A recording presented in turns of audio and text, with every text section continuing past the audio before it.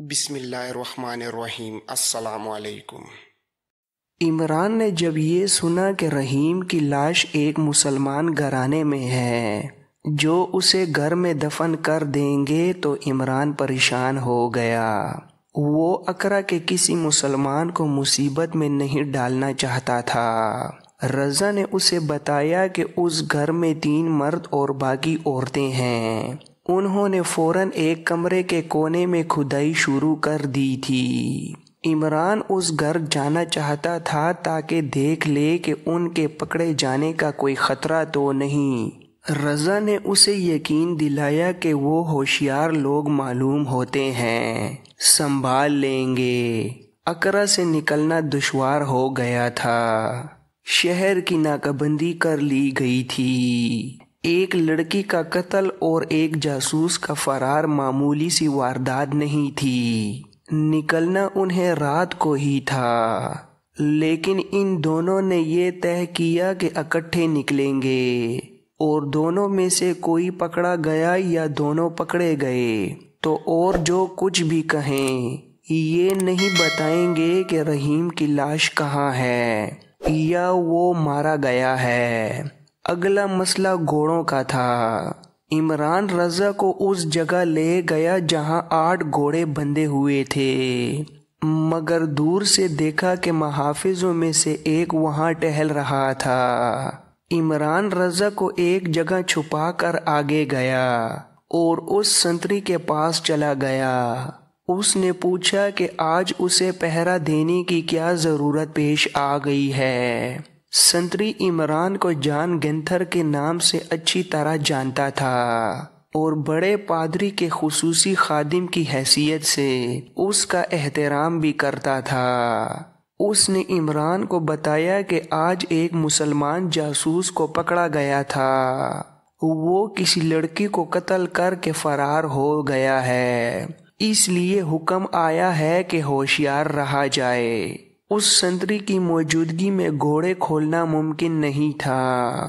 عمران نے اسے باتوں میں لگا لیا اور پیچھے ہو کر اس کی گردن بازو کے گھیرے میں لے لی۔ سنتری کا دم گھٹنے لگا۔ عمران نے اس کے پہلو سے خنجر نما تلوار کھینچ لی اور اس کے پیٹ میں گھوم دی۔ مرنے تک اس کی گردن بازو کے شکنجے میں دبائے رکھی۔ اسے مار کر عمران نے رضا کو بلایا۔ 2 گھوڑوں پر زینے ڈالی اور سوار ہو گئے۔ گرجے کے باقی محافظ کمرے میں کہیں سوئے ہوئے تھے۔ عمران اور رضا چل پڑے۔ شہر سے نکلنے کے کئی راستے تھے۔ وہ ایک طرف چل پڑے اور شہر سے نکل گئے۔ اچانک وہ گھیرے میں آ گئے اور انہیں للکارا گیا، ہم شہری ہیں دوستو، ہم بھی تمہاری طرح ڈیوٹی دے رہے ہیں۔ 3-4 مشعلیں جل اٹھیں، جن کی روشنی میں انہوں نے دیکھا کہ وہاں گھڑ سواروں کا ایک دستہ تھا جو ادھر ادھر پھیلا ہوا تھا۔ تب انہیں احساس ہوا کہ شہر کی ناکہ بندی ہو چکی ہے۔ عمران نے اپنے کپڑے نہیں دیکھے تھے، اس کے کپڑوں پر سنتری کا خون تھا۔ مشعل کی روشنی میں یہ خون صلیبی سواروں کو نظر آ گیا۔ اس سے پوچھا گیا کہ یہ خون کس کا ہے تو عمران نے لگام کو جھٹکا دے کر گھوڑے کو ایڑی لگا دی۔ رضا نے بھی ایسا ہی کیا مگر اس نے ذرا دیر کر دی۔ عمران نکل گیا اور رضا گھیرے میں آ گیا۔ عمران کے پیچھے بھی 3 سوار گئے۔ اسے رضا کی بلند پکار سنائی دینے لگی، عمران رکنا نہیں، نکل جاؤ، خدا حافظ۔ عمران بہت دور تک یہ پکار سنتا رہا۔ پتہ چلتا تھا جیسے وہ گھیرے سے نکلنے کی کوشش کر رہا ہے۔ عمران کا گھوڑا بڑا اچھا تھا۔ اس کے دائیں بائیں سے تیر گزرنے لگے، لیکن وہ تعاقب کرنے والوں کو پیچھے ہی پیچھے چھوڑتا چلا گیا۔ وہ راستے سے واقف تھا۔ اس نے کرک کا رخ کر لیا۔ گھوڑا بدلنے کی ضرورت تھی۔ جب صبح کی روشنی سفید ہو رہی تھی تب اس وقت اس کا گھوڑا دوڑنے کے قابل نہیں رہا تھا۔ اس نے پانی کی تلاش کرنے کی کوشش ہی نہ کی۔ آگے ریتیلی چٹانوں کا علاقہ آ گیا۔ وہ اس میں داخل ہوا ہی تھا کہ اس کے سامنے چٹان میں 2 تیر لگے، جس کا مطلب تھا کہ رک جاؤ۔ وہ رک گیا اور یہ دیکھ کر اس کی جان میں جان آئی کہ اسے روکنے والے اس کی اپنی فوج کے آدمی تھے۔ اسے اپنے کمانڈر کے پاس لے گئے۔ کمانڈر نے اس کی بات سن کر اسے تازہ دم گھوڑا دیا اور 2 سپاہی اس کے ساتھ کر کے اسے کرک کے راستے پر ڈال دیا۔ اس نے خود ہی کہا تھا کہ وہ نور الدین زنگی سے مل کر قاہرہ جائے گا۔ اقرا سے جو خبر لایا تھا وہ زنگی تک بھی پہنچنی چاہیے تھی۔ عمران جب کرک کے قلعے میں نور الدین زنگی کے سامنے بیٹھا اپنی کہانی سنا رہا تھا، زنگی اسے ایسی نظروں سے دیکھ رہا تھا جیسے اس خوبرو جوان کو دل میں بٹھا لینا چاہتا ہو۔ اس نے اٹھ کر بے تابی سے عمران کو سینے سے لگا لیا اور اس کے دونوں گال چوم کر پیچھے ہٹ گیا۔ اس نے اپنی تلوار نیام سے نکالی اور پھر نیام میں ڈال کر نیام کو چوما۔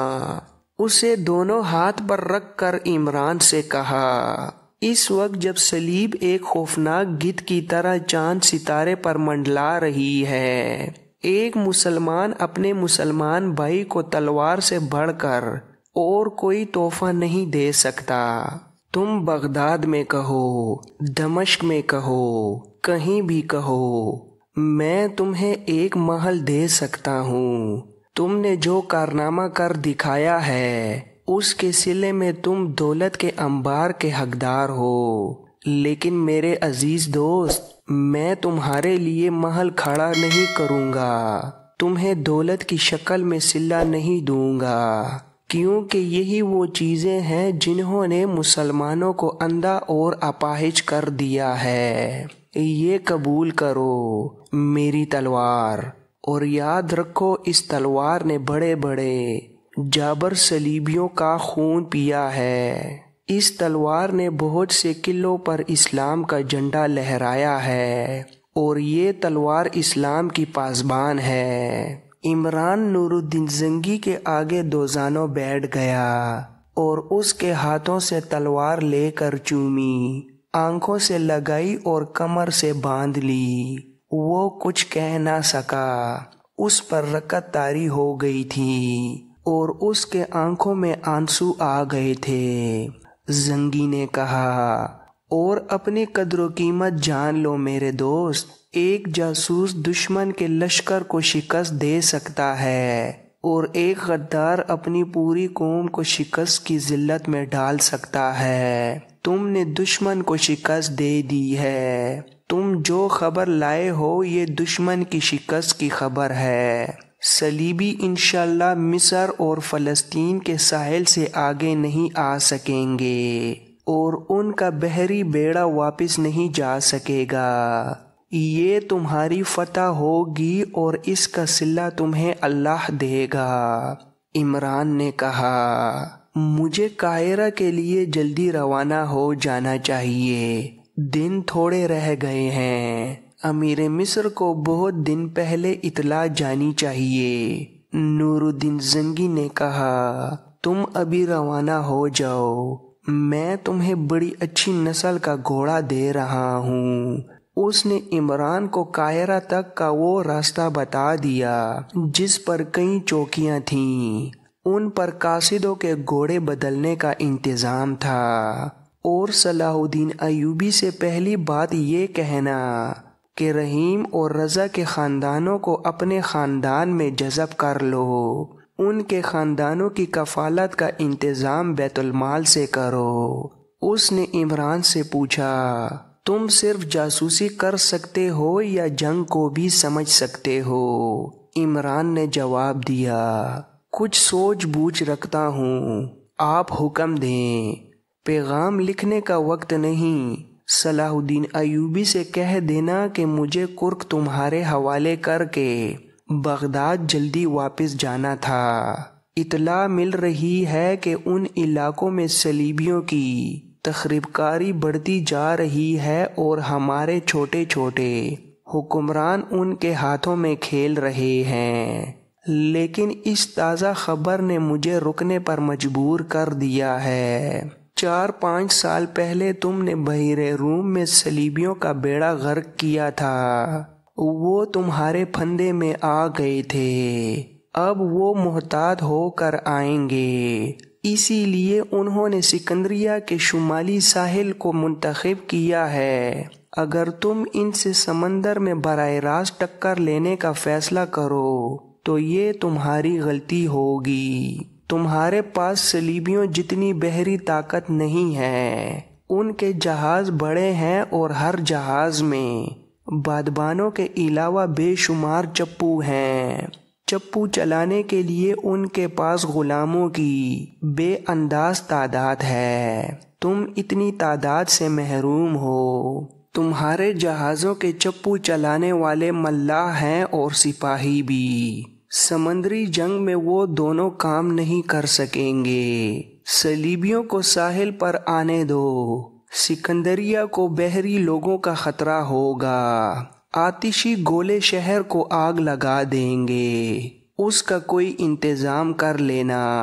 اگر دشمن نے اسی انداز سے حملہ کیا جیسا کہ عمران خبر لایا ہے تو میں دشمن کے پہلو پر ہوں گا، یہ اس کا بایاں پہلو ہوگا، تم دائیں پہلو کو سنبھالو گے اور تمہارے ذمے ایک کام یہ ہوگا کہ صلیبیوں کا کوئی جہاز واپس نہ جائے، آگ لگا دینا۔ اگر تمہارے پاس سمندری چھاپہ مار ہوں تو تم جانتے ہو کہ ان سے کیا کام لیا جا سکتا ہے۔ یہ کہنے کی ضرورت نہیں کہ سوڈان کی طرف سے چوکنا رہنا، وہ سرحد خالی نہ رہے۔ مجھے احساس ہے کہ تمہارے پاس فوج کم ہے، میں یہ کمی پوری کرنے کی کوشش کروں گا۔ سب سے بڑی ضرورت رازداری کی ہے، رازداری کی خاطر میں پیغام تحریری نہیں بھیج رہا۔ فتح کی صورت میں کرک فوج کے حوالے کر کے بغداد چلا جاؤں گا۔ یہ پیغام ذہن نشین کر کے عمران قاہرہ کے لیے روانہ ہو گیا۔ صلیبیوں کے سن 1174 کے ابتدائی دن تھے جب علی بن سفیان نے صلاح الدین ایوبی کو اطلاع دی کہ اقرا میں ایک جاسوس شہید ہو گیا ہے اور دوسرا پکڑا گیا اور ان کا کمانڈر عمران واپس آ گیا ہے، تو جان لینے کے باوجود کہ عمران بڑا ہی قیمتی راز لایا ہے، سلطان ایوبی بجھ سا گیا۔ اس نے علی بن سفیان کے ساتھ چند ایک باتیں کر کے عمران کو اندر بلایا اور اٹھ کر اسے گلے لگا لیا، پھر کہا، پہلے مجھے یہ بتاؤ کہ تمہارا ایک ساتھی شہید کس طرح ہوا اور دوسرا پکڑا کس طرح گیا ہے۔ عمران نے پوری تفصیل سے ساری کہانی بیان کر دی، اور جب اس نے وہ راز بیان کیا جو وہ اقرا سے لایا ہے تو سلطان ایوبی کی آنکھیں چمک اٹھیں۔ عمران نے یہ بھی بتایا کہ وہ نور الدین زنگی کو اطلاع دے آیا ہے۔ اس نے سلطان ایوبی کو زنگی کا پیغام سنایا۔ اس سے سلطان ایوبی کا بہت سا وقت بچ گیا تھا۔ اس نے پہلا کام یہ کیا کہ رحیم اور رضا کے خاندانوں کے لیے وظیفہ مقرر کیا اور ان کے خاندانوں کے متعلق معلومات پیش کرنے کا کہا تاکہ ان کے مطابق ان کی مزید مدد کی جائے۔ اس کے بعد اس نے عمران سے بہت سی باتیں پوچھیں۔ عمران نے اسے بتایا کہ صلیبیوں کا بحری بیڑا 4-5 سال پہلے کی نسبت زیادہ ہوگا، حملہ 1 ماہ کے اندر اندر ہوگا، یورپ سے تازہ دم فوج لائی جائے گی جسے سکندریہ کے شمال میں اترنے والی فوج سکندریہ پر قبضہ کر کے اسے اڈا اور رصدگاہ بنائے گی اور شمال کی طرف سے مصر پر حملہ آور ہوگی۔ عمران کے کہنے کے مطابق صلیبیوں کی یہ توقع ہے کہ وہ سلطان ایوبی پہ بے خبری میں حملہ کریں گے اور نور الدین زنگی اسے مدد اور کمک نہیں دے سکے گا۔ کیونکہ راستے میں صلیبیوں کی بیت المقدس والی فوج حائل ہوگی۔ یہ ایسا طوفان تھا جو بے خبری میں آ جاتا تو مصر پر صلیبیوں کا قبضہ یقینی تھا۔ سلطان ایوبی نے اسی وقت اپنے تمام سینئر کمانڈروں کو بلا لیا۔ علی بن سفیان کو اس نے یہ ہدایت دی کہ وہ دشمن کے جاسوسوں کے خلاف اپنی سرگرمیاں اور تیز کر دے تاکہ اپنی فوجوں کی نقل و حرکت کے متعلق کوئی خبر باہر نہ جا سکے۔ سکندریہ کے متعلق اس نے خصوصی ہدایات دیں۔ برطانیہ ابھی اس جنگ میں شریک نہیں ہونا چاہتا تھا۔ انگریزوں کو غالباً یہ توقع تھی کہ کسی وقت وہ اکیلے ہی مسلمانوں کو شکست دے کر ان کے علاقوں پر قابض ہو جائیں گے، لیکن پوپ سب سے بڑے پادری کے کہنے پر انگریزوں نے صلیبیوں کو اپنے کچھ جنگی جہاز دیے تھے۔ اسپین کا تمام بیڑا اس حملے میں شرکت کرنے کے لیے تیار تھا۔ فرانس، جرمنی اور بیلجیم کے جہاز بھی آ گئے تھے، اور اس متحدہ بیڑے میں یونان اور سسلی کی جنگی کشتیاں بھی شامل تھیں۔ رسد اور اسلحہ کے لیے ماہی گیروں سے بادبانی کشتیاں لے لی گئی تھیں، ان میں بعض خاصی بڑی تھیں۔ اس بیڑے میں ان تمام ممالک سے تازہ دم فوج آ رہی تھی جس سے صلیب پر حلف لیا گیا تھا کہ فتح حاصل کیے بغیر واپس نہیں آئے گی۔ فرانسیسی بحریہ کے کمانڈر نے کہا، اگر صلاح الدین ایوبی نے ہمارا مقابلہ اپنے بحری بیڑے سے کیا تو اس کی اسے مصر جتنی قیمت دینی پڑے گی۔ ہم جانتے ہیں کہ اس کے بحری بیڑے کی کتنی طاقت ہے۔ وہ بحیر روم کے دوسرے کنارے پر ایک کانفرنس میں بیٹھا کہہ رہا تھا، صلاح الدین ایوبی اور نور الدین خشکی پر لڑنے والے لوگ ہیں۔ ہمیں یہ توقع رکھنی چاہیے کہ اس حملے کی خبر مسلمانوں کو قبل از وقت نہیں ہوگی، اور صلاح الدین ایوبی کو اس وقت خبر ہوگی جس وقت ہم قاہرہ کو محاصرے میں لے چکے ہوں گے۔ نور الدین زنگی اس کی مدد کے لیے نہیں پہنچ سکے گا اور ہمارا یہ حملہ فیصلہ کن ہوگا۔ رینالڈ نے کہا، میں ایک بار پھر کہتا ہوں کہ سوڈانیوں کا استعمال کرنا ضروری ہے۔ رینالڈ ایک مشہور صلیبی حکمران اور جنگجو تھا۔ اسے بیت المقدس کی طرف سے خشکی پر آنا اور حملہ کرنا تھا۔ وہ شروع سے زور دے رہا تھا کہ وہ مصر پر شمال اور مشرق سے حملہ کریں تو جنوب سے سوڈانی بھی مصر پر حملہ کر دیں گے۔ آپ پچھلے تجربوں کو بھول جاتے ہیں۔ اسلام کے سب سے بڑے دشمن فلپ اگسٹس نے کہا، سن 1169 میں ہم نے سوڈان کو بے دریغ مدد دی تھی، اور اس موقع پر ہم نے سمندر سے حملہ کیا تھا کہ سوڈانی جنوب سے حملہ کریں گے، اور صلاح الدین ایوبی کی فوج میں جو سوڈانی ہیں وہ بغاوت کر دیں گے، مگر انہوں نے کچھ بھی نہ کیا۔ 2 سال بعد پھر انہیں مدد دی گئی، انہوں نے یہ بھی ضائع کر دی۔ اب کہ پھر انہوں نے ہمیں مایوس کیا، ہم کیوں انہیں اپنے منصوبے میں شریک کریں؟ اگر مصر ہم نے اپنی طاقت سے لے لیا تو سوڈانی ہم سے حصہ مانگیں گے۔ آپ یہ بھول رہے ہیں کہ سوڈانیوں میں مسلمانوں کی تعداد کم نہیں۔ مسلمان پر بھروسہ کرنا غلطی ہے۔ اگر آپ سچے دل سے اسلام کا نام و نشان مٹانا چاہتے ہیں تو کسی مسلمان کو اپنا دوست نہ سمجھیں، انہیں خرید کر اپنا دوست ضرور بنائیں، لیکن دل میں اس کی دشمنی قائم رکھیں۔ ایک اور صلیبی بادشاہ نے کہا، آپ ٹھیک کہتے ہیں، آپ لوگوں نے فاطمی اہل تشیعوں کو دوست بنایا، وہ صلاح الدین ایوبی کے دشمن ہوتے ہوئے بھی اسے ابھی تک قتل نہیں کر سکے۔ ہم نے انہیں بڑے بڑے قابل جاسوس اور تخریب کار دیے جو انہوں نے اپنی غلطیوں سے پکڑوا کر مروا دیے۔ اب ہم کسی پر بھروسہ نہیں کریں گے، ہمیں اپنی جنگی طاقت پر بھروسہ کرنا چاہیے اور اب ہم کامیاب ہوں گے۔ ان کی جنگی طاقت اتنی زیادہ تھی کہ وہ اس سے زیادہ تکبر کرنے میں حق بجانب تھے۔ بحری بیڑے کا تو کوئی حساب ہی نہ تھا۔ بیت المقدس کی طرف سے جو فوج آ رہی تھی وہ سمندر کی طرف سے آنے والی نفری سے دگنی تھی۔ یورپی مورخوں میں تعداد کے متعلق اختلاف پایا جاتا ہے۔